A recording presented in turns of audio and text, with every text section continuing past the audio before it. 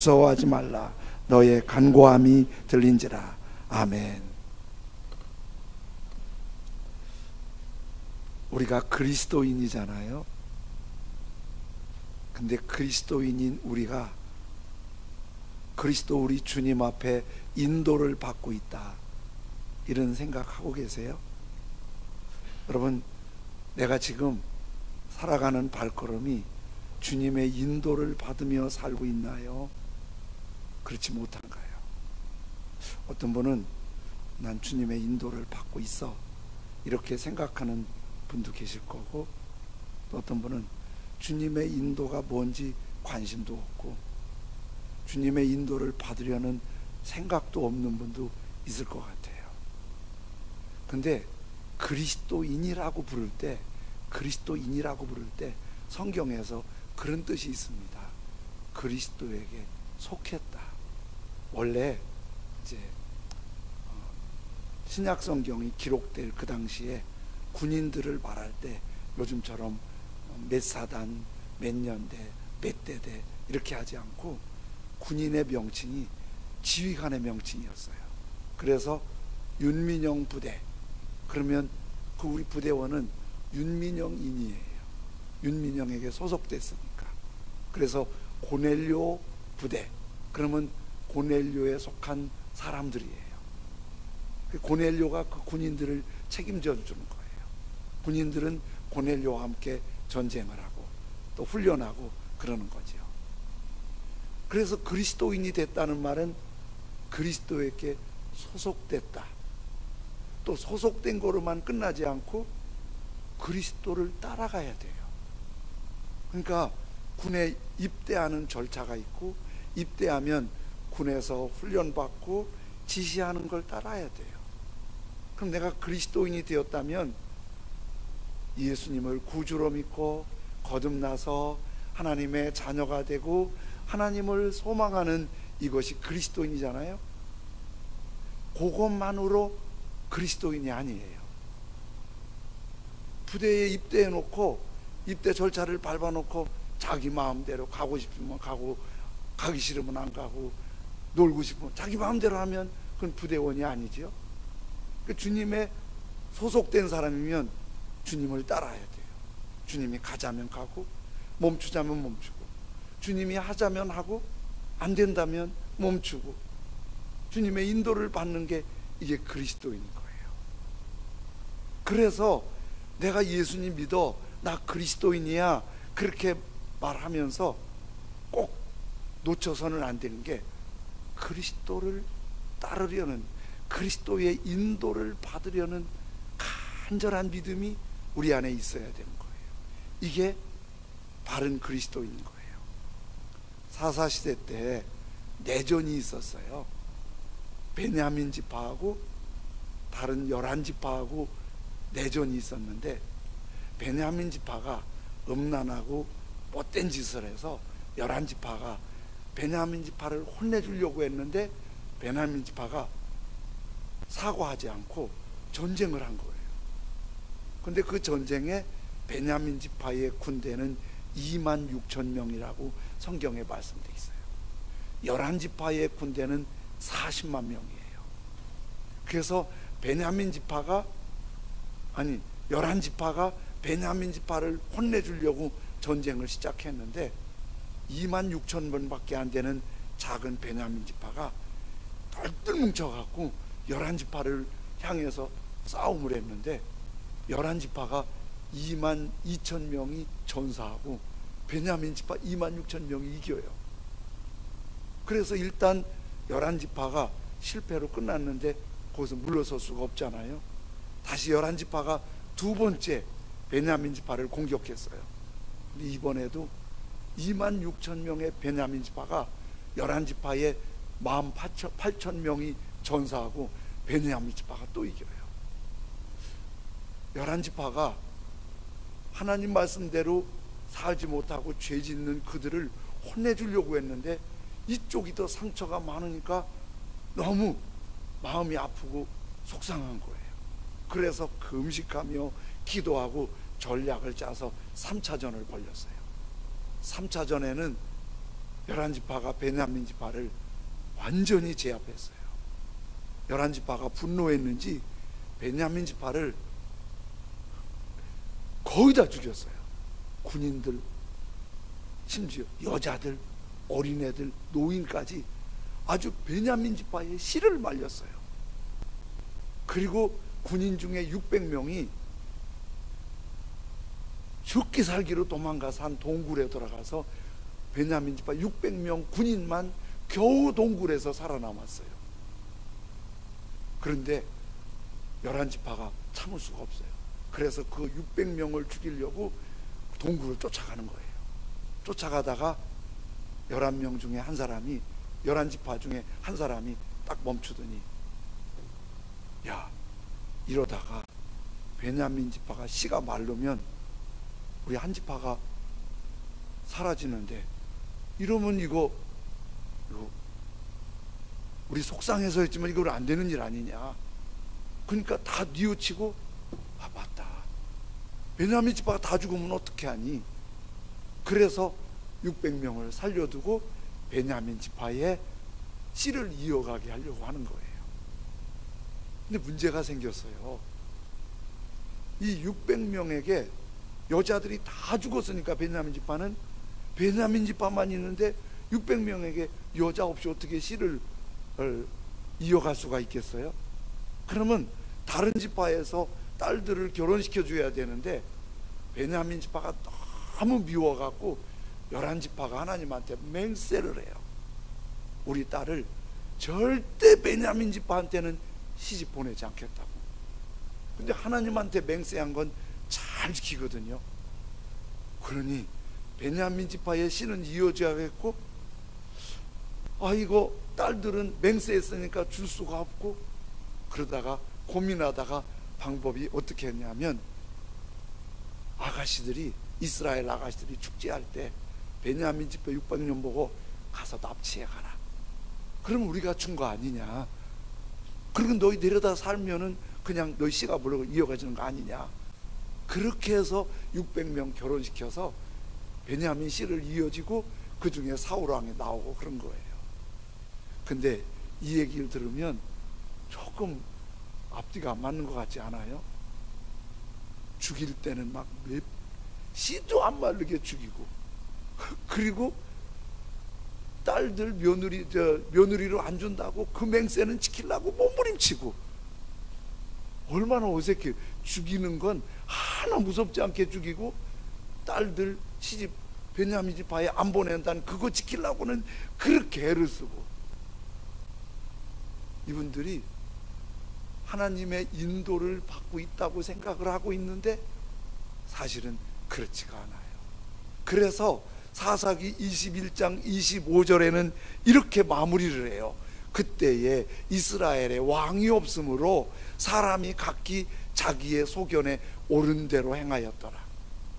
왕이 없다는 말은 하나님이 없어요. 그러니까 자기 옳은 대로 판단하는 거예요. 하나님의 인도를 받을 생각하지 않고, 이게 좋을 것 같아, 내 판단엔 이게 맞아, 이렇게 하면 좋아지겠지. 이게 왕이 없는 거예요. 그렇게 자기 마음대로 사는 거예요. 여러분, 오늘 우리가 하나님의 인도를 받지 않고 내 판단대로, 내 생각대로 그렇게 하면은 하나님이 없는 거예요. 사사시대에 하나님을 믿고 있는 하나님의 백성들인데 그들에게 하나님이 없고 자기 생각대로 사는 거예요.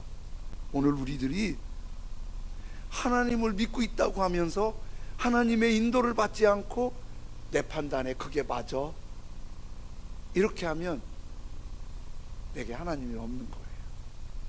왕이 없는 거예요. 하나님은 우리를 복된 길로 인도하기를 원하시고, 우리가 그 하나님의 인도를 받을 때 그게 복된 길인 거예요. 그럼 하나님은 어떻게 인도하시죠? 하나님이 말씀해 주세요. 하나님이 말씀해 주세요. 그래서 그 하나님이 우리에게 말씀을 통해서 우리를 인도해 주시는데요, 요한복음 1장 1절 시작할 때 이렇게 시작해요. 태초에 말씀이 계시니라. 이 말씀이 하나님과 함께 계셨으니 이 말씀이 곧 뭐다? 하나님이다. 하나님 곧 말씀, 말씀 곧 하나님이에요. 사람은 만드실 때 본체를 흙으로 만드셨는데 하나님은 본체가 말씀이세요. 그래서 하나님이 우리에게 말씀해 주시고 말씀으로 우리를 인도해 주시고 우리는 그 말씀의 인도함을 받을 때 우리가 그리스도인이고 우리가 하나님을 따르는 하나님이 있는 하나님의 사람인 거예요. 우리 교회 12월에 예수님 오시는 성탄을 준비하고 있잖아요. 예전처럼 뭐를 할 수 있는 상황이 아니어서 지금도 기도하면서 어떻게 하면 좋을지 기도하고 쭈삣쭈삣 하고 있어요. 그러나 우리 준비는 하지요. 그런데 금년에 우리 교회 세워지고 추리가 너무 은혜롭게 되었어요. 추리가 저 십자가탑까지 추리하는 날 보니까 집사님들이 올라가셔서 거기서 하시는 거예요. 아유, 저는 마음이 약해서 그 올라가신 거 보니까 내 마음이 막 졸여지는 거예요. 나중에 말씀을 들으니까 거기 올라가셔서 바람도 불고 춥고 하니까 조심스러워서 허리에다가 끈을 매고 십자가에 묶어서 혹시 해서 안전띠를 매고 일을 하셨다는 거예요. 빛깔도 굉장히 환하고 좋고 배열도 잘 해놓고, 그래서 저 연합병원 쪽에서 이렇게 보면 우리 교회 추리가 아주 환하게 잘 보여요. 정말 좋아요. 그런데 동네를 산책하면서 걷다가 밤에 걷다가 아파트 단지를 걸어보니까 아파트 단지 추리가 정말 잘 돼 있어요. 아주 예술적으로 돼 있어요. 예술적으로. 아마도 거기는 아파트 살고 있는 분들의 회비를 받은 그 회비 갖고 돈으로 그 전문, 우리도 이제 전문적인 그 기능 있는 분이 하셨는데 거기는 전문 업체에다 맡긴 것 같아요. 예수님 나신 별도 참 너무 보면은 참 좋다 이런 생각이 들 만큼 추리를 했어요. 근데 우리 추리 왜 하지요? 우리 추리고 왜 하지요? 추리 왜 하셨지요?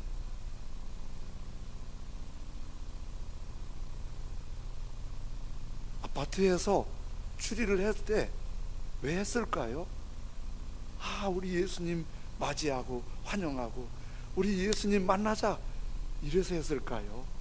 연말연시니까 쓸쓸한데 분위기 내자고 했을까요? 왜 했을까요? 아닐, 그냥 분위기만 내려고 연말연시 우울한데 기분이 좋으라고 했다면 예수님과 아무 상관없는 거 맞지요? 백화점은 더 말할 수 없이 추리를 잘 해놨겠지요? 근데 예수님 맞이하려고 했을까요? 손님 많이 유치하려고 했을까요? 손님 유치하려고 했으면 예수님과 아무 상관없어요. 우리도 이렇게 추리를 했는데 하면서 주님의 인도와 오시는 이 땅에 오시는 예수님을 환영하는 믿음과 기대와 소망이 없다면 우리도 별반 차이 없을 가능성이 많은 거예요. 추리도 해야 돼요. 다른 준비도 해야 돼요. 더 중요한 건 뭐예요? 주님의 인도하심 따라 주님을 향해서 발걸음이 한 걸음 한 걸음 나아가지는 거예요. 다른 거 다 있는데 예수님 안 계세요. 그러면 성탄절 아니에요. 다른 거 다 아쉬워요. 그런데 이 땅에 오신 예수님 만나는 기쁨이 있어요. 그러면 최고의 성탄절인 거예요. 누가복음은 예수님 탄생에 관한 말씀을 가장 가장 잘 말씀해 주세요. 아주 상세하게. 그런데 예수님 오시는 그 분위기에 사람들이 나타나요. 그 사람들이 나타나는데 그 사람들이 예수님을 맞이할 때 헤로드 왕이나 당시 대제사장이나 당시에 유명한 연예인이 예수님을 맞이하는 분위기가 아니고 예수님 맞이하는 사람들은 별도 있었어요. 그들이 누구지요? 하나님의 음성을 듣는 사람들이에요. 하나님의 말씀을 듣는 사람들이에요.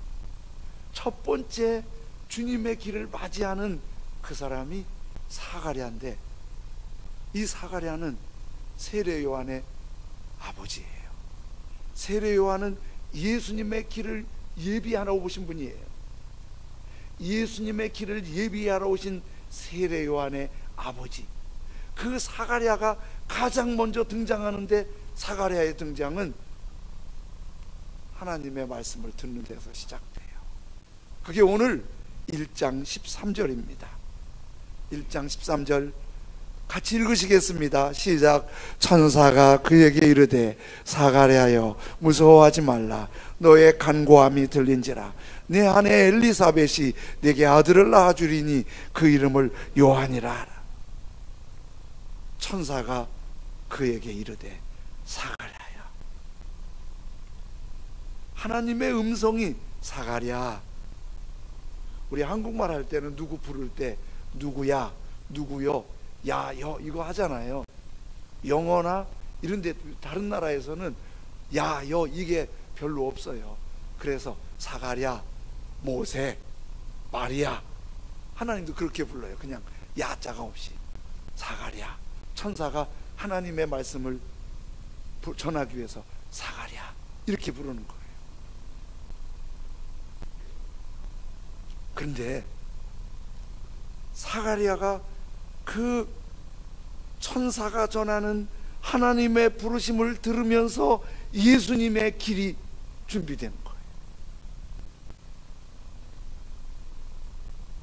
성경을 묵상하고 살펴보면 하나님이 쓰시는 사람은 실력 있고 능력 있고 재주 좋은 사람들을 통해서 하나님의 일을 이루시는 것이 아니고, 하나님의 일을 이루시는 그 일에 쓰임받는 사람은 하나님의 소리가 들려요. 하나님의 음성을 듣는 사람이에요. 모세는 이스라엘 사람이지만 애굽 궁중에서 최고의 혜택을 받으며 40살까지 교육받았어요. 궁중이니까 최고의 음식을 먹었어요. 거기서 교육받았으니까 최고의 교육을 받았어요.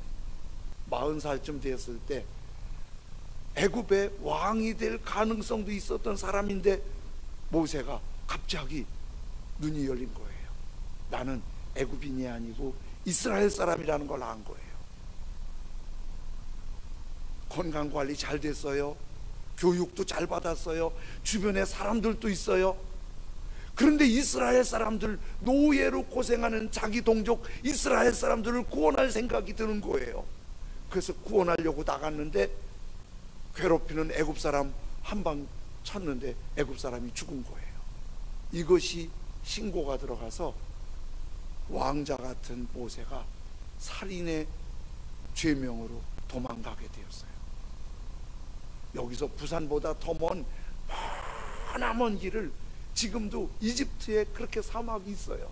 그 사막을 도망가서 시내산 근처에서 도망자의 삶 구원하겠다고, 그렇게 실력 있고 배경 좋은 모세가 구원하겠다고 나섰는데 살인자의 제목으로 저기 광야에서 이드로라는 사람의 집에 양치기 하면서 초라하게 살게 되었어요.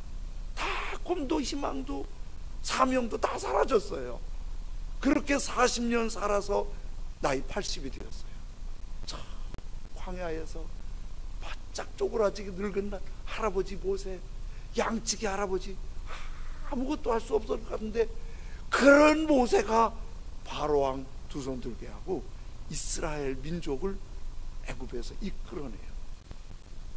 그리고 가나안 땅에 이끄는 최고의 지도자가 되는 거예요. 그래서 기독교 지도자들은 지금도 그 모세의 리더십을 연구해요. 근데 모세의 리더십은 그 리더십 이전에 중요한 열쇠가 있는 걸 알아야 돼요.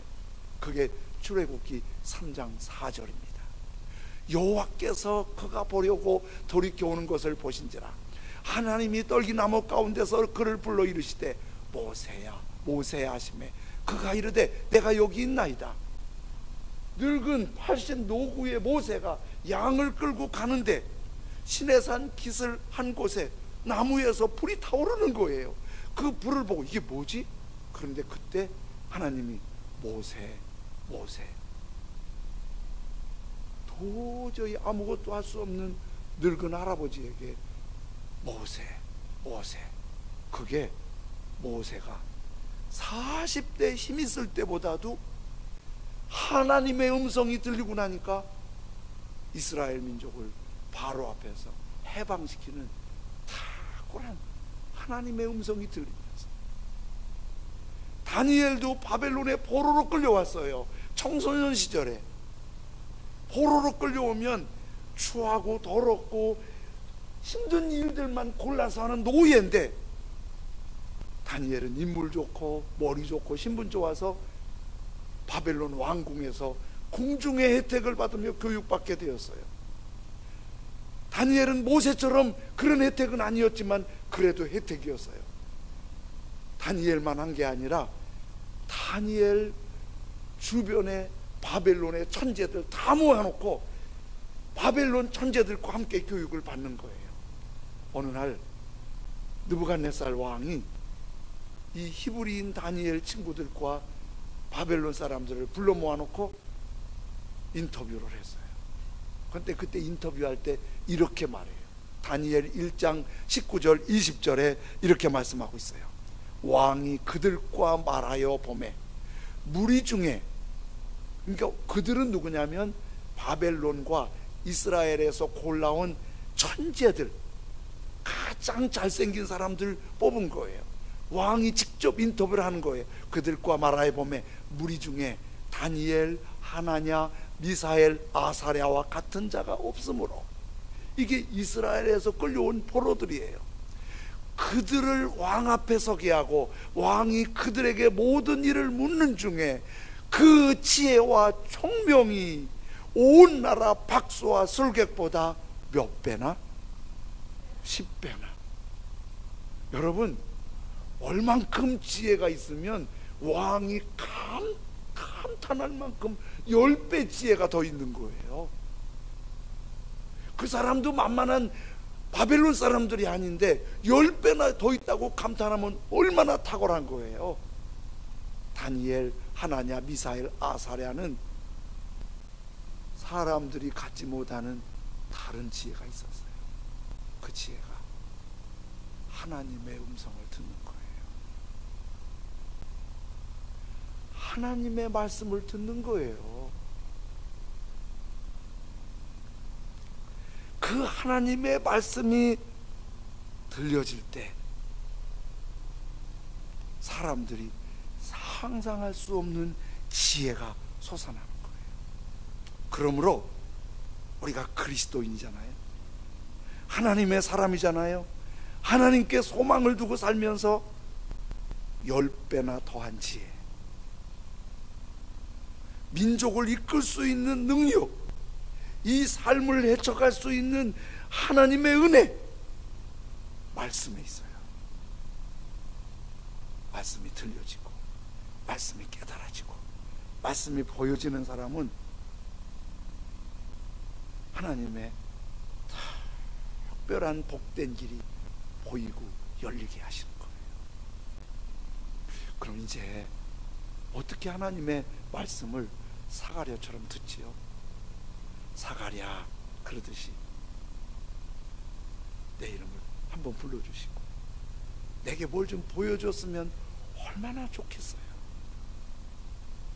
하나님의 음성, 하나님의 말씀을 듣고 하나님의 인도를 받는 게 몇 가지 있는데요, 그 중에 하나가 사가랴나 모세처럼 하나님의 말씀을 직접 그가 알아들을 수 있게 말씀하시는 거예요. 사가랴, 모세, 마리아 이렇게 부르듯이. 저도 그 소리 한번 듣고 싶었어요. 어려서부터 기도할 때마다 하나님, 민영아 한 번만 불러주세요. 내가 그거 한번 들으면 제가 평생 주님만 따라갈게요. 여지까지 못 들었어요. 여러분 들은 분 계세요? 들은 분도 계세요.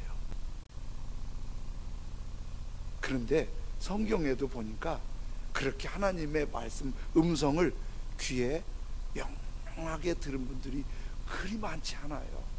모세, 다니엘, 마리아처럼 주님의 음성을 그렇게 아주 감동적으로 들은 사람이 그리 많지 않아요. 그러면 또 다른 방법으로 어떻게 말씀하지요? 하나님이 이 성경의 깨달음을 통해서 말씀하세요. 그래서 성경을 읽고, 이해가 안 돼도 읽고, 성경을 큐티하고 감사일기를 쓰고, 또 예배 모임에 와서 자꾸 말씀을 같이 듣고 기도하고, 요즘 셀 모임 잘 못하지만 셀 모임에서 말씀을 나누고 이러면서 하나님의 말씀이 들려지는 거예요. 그래서 우리가 더 교회 나오는 일에 힘써야 되고, 홀로도 큐티하고 말씀 읽고 감사일기 쓰고 주님을 향하는 시간을 더 늘려야 돼요. 매일 1시간은 기본이에요. 왜 그런지 아세요? 우리 귀에, 우리 눈에, 우리 생각에 주님을 향하는 시간보다 세상에 너무 많은 것들이 나를 흔들고 있는 거예요.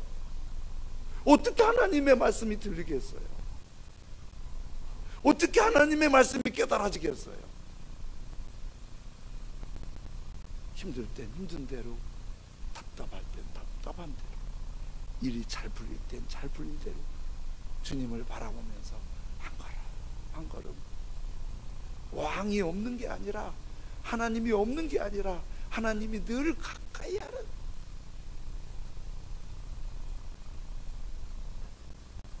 우리 찬송 중에 저 장미꽃 위에 이슬 아직 맺혀 있는 이때에, 이 찬송을 작사하신 분이 마일스라는 분인데요, 작사 작곡을 마일스라는 분이 했어요. 그런데 이 마일스에게 친구가 하나 있는데 카이벨이라는 친구예요. 카이벨은 8살 때 시력을 잃어서 시각장애자예요.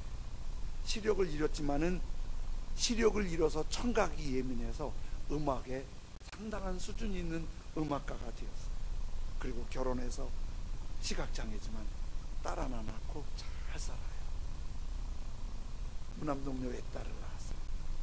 그 딸이 잘 자라서 결혼을 했는데, 사위가 제철소에서 일하다가 용광로가 터져서 죽었어요. 사위가 죽었다는 얘기를 듣고 카이벨의 마음이 너무 무너지는 거예요. 사위가 죽었다는 얘기에. 그리고 막 딸이 너무 힘들어하는 게 힘드는 거예요. 어떻게 기도해야 될지, 어떻게 위로받아야 할지, 뭐를 해야 될지 모르겠는 거예요.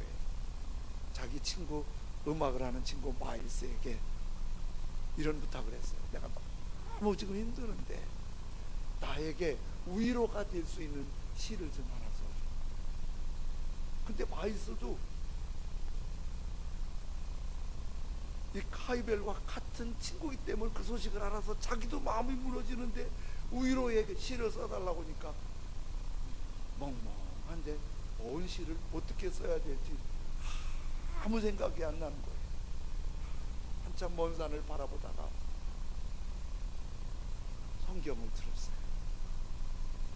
그리고 자기가 읽는 그 부분을 열었는데 요한복음 20장이에요. 마리아와 여인들이 예수님 무덤에 향유를 발라드리려고 올라가요. 그리고 무덤에 갔더니 무덤이 열렸어요. 예수님이 어디 계신지 보이지 않아요. 여러분, 이 여인들이 그 말씀을 읽는데 마일스에게 이 여인들 정말 무서웠겠다. 여러분 생각해 보세요. 여러분이 소래산 밤중에 여인들끼리 올라가는 거 쉽겠어요? 거기다 무덤에 가고 있어요. 얼마나 만만한 일이에요. 그리고 예수님의 무덤에 가면은 많은 주변에 공격도 받을 수 있어요. 그 무서움, 두려움, 공격 같은 걸 뚫고 올라가서 예수님 보지도 못해요. 무덤은 열려 있어요. 불안해요, 두려워요, 무서워요. 근데 한 분이 나타났어요. 동산직인 줄 알고 우리 주님 어디 갔어요? 그랬더니 그분이 마리아. 굉장히 낯익은 소리예요. 자기가 그렇게 사랑하는 예수님이 살아나셔서 부르시는 거예요. 마리아. 그때 마리아가 아마도 울컥 눈물을 흘리며 그랬을 거예요. 라보니요, 선생님, 그 성경을 읽는데 마이스 머리에 그게 그려지는 거예요.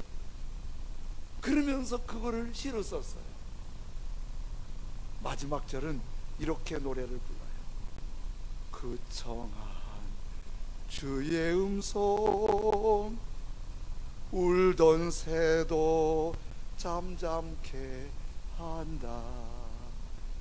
내게 들리던 주의 음성이 늘 귀에 쟁쟁하다.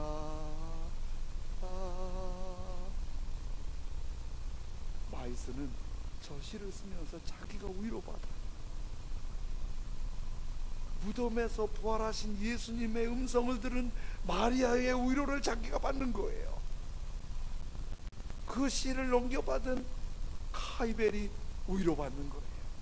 그리고 찬송이 생겨진 일이에요. 주가 나와 동행을 하면서 나를 친구 삼으셨네.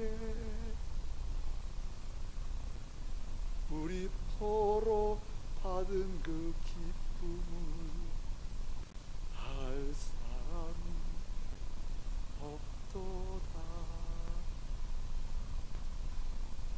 하나님의 말씀이 마리아에게 들려졌는데 그 음성이 마일스에게 위로가 되고 카이벨에게, 오늘 우리에게 주님의 위로로 깨달아지는 거예요. 그래서 이 말씀이 깨달아질 때 위로가 돼요. 격려가 돼요. 소망이 돼요. 지혜가 돼요. 길이 열려요. 깨달음으로 하나님의 음성이 들려줄 수 있기를 원합니다. 더 중요한 거 아세요? 여러분이 계속 하나님의 음성을 듣고 있다는 거 아세요? 아무것도 못 들었는데요. 여러분 계속 하나님의 말씀을 듣고 있다는 거 아세요? 오늘도 말씀을 듣고 있고, 아니 제가 설교하는 거 말고 여러분이 예배당 오기 전에, 끝난 다음에 모든 발걸음에 주님이 여러분에게 말씀하시는 거 아세요? 그리고 여러분 듣고 있는 거 아세요? 요한복음 14장 26절에 말씀하세요. 보혜사 곧 아버지께서 내 이름으로 보내실 성령, 보혜사 성령, 그가 너희에게 모든 것을 가르치고 내가 너희에게 말한 모든 것을 생각나게 한다. 보세요. 예수님께서 요한복음 14장은 십자가에 달리시기 전이에요. 마지막 최후의 만찬하는 시간이에요. 제자들에게 그러는 거예요. 내가 십자가에 죽고 하늘로 올라가게 된다. 부활하고 하늘로 올라가게 된다. 내가 가면 내가 아버지께 보혜사 곧 성령을 너희에게 보내준다. 근데 그 보혜사 성령이 어떻게? 예수님의 말씀, 하나님의 말씀을 내 생각에 가르쳐 주시고 어떻게? 생각나게 하신다. 여러분, 오늘 교회 오셨잖아요. 이렇게 오셨지요? 오늘 교회 가야지, 주일이니까. 이 생각 성령이 말씀하신 거예요. 여러분, 성령의 보혜사의 말씀을 들으신 거예요. 나 좀 더 기도해야 되는데 보혜사가 말씀하시는 거예요. 누구한테 사랑을 베풀고 전도해야 되는데 성령이 내게, 하나님이 내게 말씀하시는 거예요. 그 음성 듣는 거예요. 가르쳐 주시고 생각나게 하세요. 오래전에 연세가 드신 권사님 한 분 계신데, 그 권사님이 시장에서 좌판 돌리고 장사하시고 아주 고생 많이 하시고 거칠게 사신 분인데 예수님 믿고 구원을 받으신 거예요. 예수님에 대한 믿음은 아주 견고해요. 장사하니까 돈도 돌아서 가끔 헌금도 아주 감동적으로 헌금하시는 그런 분이세요. 이분이 그 좌판에서 거칠게 살다 보니까 교회 안에서 그 성품, 그 언어가 변화가 안 되는 거예요. 그러니까 막 교회에서 하면 안 되는 언어, 막 거친 언어, 톡톡 쏘는 언어, 막 싸우려고 대드는 언어, 이런 것들이 그에게서 나오는 거예요. 계속 장사를 하니까. 그러니까 교회에서 그분을 아주 불편하게 생각하고 서로가 안 만나려고 그러고 일부러 피해요. 그 사람 만나기 불편해서. 이분이 더 힘들게 하는 건 교회에만 오면요, 예배 드리러 오면 오자마자 막 의자 사이로 왔다 갔다 하는 거예요. 왜 그러시냐고. 그랬더니 여기 귀신이 있다고, 귀신 잡으러 다녔다고. 그러니 귀신이 있는 게 아니라 그분이 귀신 들린 것 같잖아요. 그래서 그러면 안 된다고 얘기하면 막 또 거칠게 나오니까 이분을 교회 나오라고 할 수도 없고 나오지 말라고 할 수도 없고 뭐라고 말할 수도 없고 어쩌다 다 끙끙끙끙 그러는 거예요. 그런데 한 분이 기도하다가 성령이 생각나게 하시고 말씀하시고 그 권사님 기도, 그 집사님 한 분이 그분을 위해 기도를 시작했어요. 기도하는데 주님이 이런 생각을 말씀해 주세요. 네가 그 사람을 품지 않으면 교회가 아니야. 예수님이 6번 시집가서 사람들에게 따돌림 받는 그 여인을 예수님은 받아줬어요. 음행하다가 현장에 잡혀서 돌에 맞아 죽을 그 여인도 예수님 받아줬잖아요. 오히려 그 권사님이 더 낫지. 그 권사님 받아주지 않으면 교회가 아니다. 그래서 이분이 기도를 시작한 거예요. 그래서 기도하는데 마음에 주님의 사랑이 생각나고 가르쳐 주시고 그분에게 가서 말 듣고, 그분이 말을 하면 아주 거칠고 듣기 싫은 말도 반응하면서 네 다 들어주고, 종종 따뜻한 선물도 이렇게 전달해드리고, 그렇게 한 1년 지나니까 그 권사님이 바뀌고, 혼내고 야단쳐서 되는 게 아니고 제어하고 가로막아서 되는 게 아니고 그렇게 품어주니까 이분이 변합니다. 어떻게 변하냐면 이분이 자기를 위해 기도해준 그 집사님이 자기 딸 간을 내줄 정도로 그렇게 좋아하는 거예요. 내 자식보다 더 이쁘다고 그렇게 좋아하는 거예요. 몇 년이 지나니까 이 권사님이 교회에서 존경하는 권사님으로 바뀐 겁니다. 주님이 이렇게 말씀해 주세요. 주님이 음성을 들려주세요. 우리 성탄절을 준비할 때 예전처럼 하지 못해도 추리도 잘 준비하고 그러는데 뭐가 필요하죠? 주의 인도하심 따라, 주의 인도하심 따라. 사가랴 하나님의 부르심을 들으면서 주님의 길 열리는 거예요. 2020년 성탄절에 내가 어떻게 준비하면 주님이 정말 좋아하실까? 내게 생각으로 말씀하세요. 그리고 말씀으로 깨닫게 해주세요. 어떤 때는 꿈으로도 신비한 음성으로도 말씀하실 수 있으세요.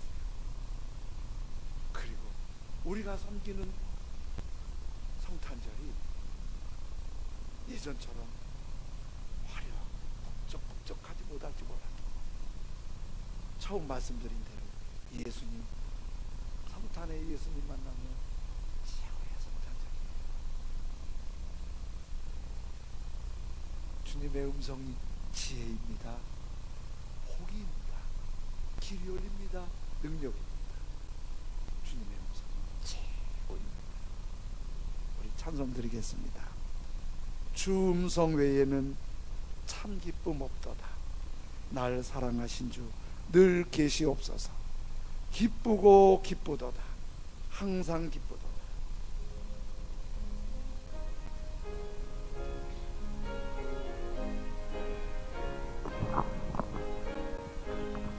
주 음성 외에는 참 기쁨 없도다. 날 사랑하신 주 늘 계시옵소서. 기쁘고 기쁘도다.